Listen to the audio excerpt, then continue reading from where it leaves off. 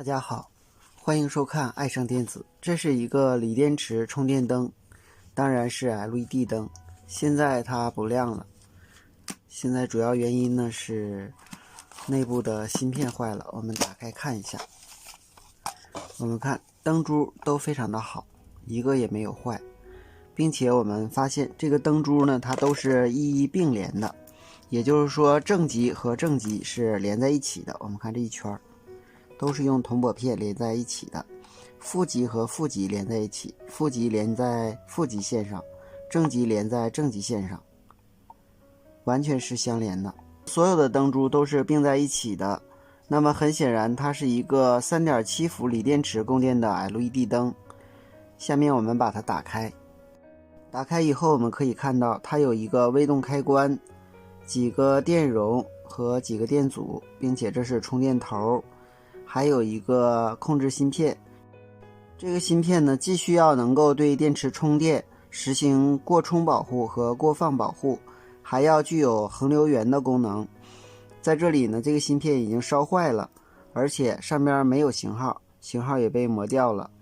那么我们就要重新找一个合适的芯片给它上上。什么样的芯片能够合适呢？首先我们用可调电源测试一下灯珠，如果灯珠正常点亮，我们就可以选择芯片了。现在给它供的电压是 3.7 伏，电流我们看能达到多少？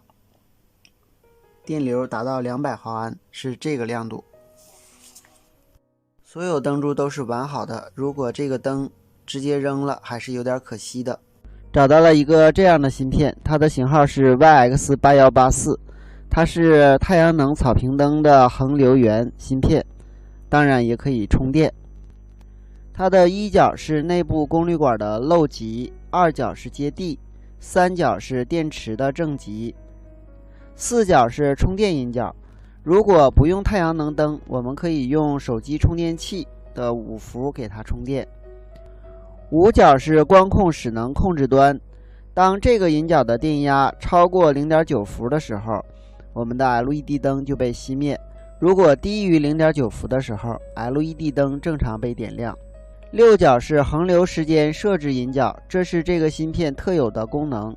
当这个电阻固定下来以后，就能够设置它恒流的时间。它的时间呢，按这个公式来计算，时间等于 RT 除以50。如果是 200K 的电阻，它就会设定为4个小时；如果是 100K 的电阻，就会设定为2小时。如果这个电阻不接，那么它就没有恒流时间设定功能。七角是定时结束后降流电阻，这个电阻的大小就能够设置当我们定时结束后 LED 灯的亮度。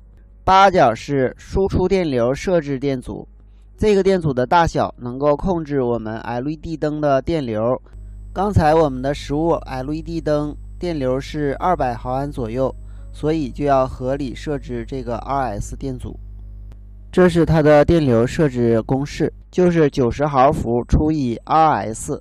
如果我们设置这个电阻为 0.1 欧，它的电流就能够达到900毫安。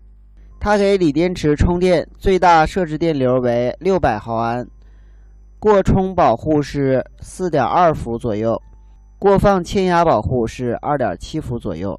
好，今天咱们就到这里，谢谢大家，再见。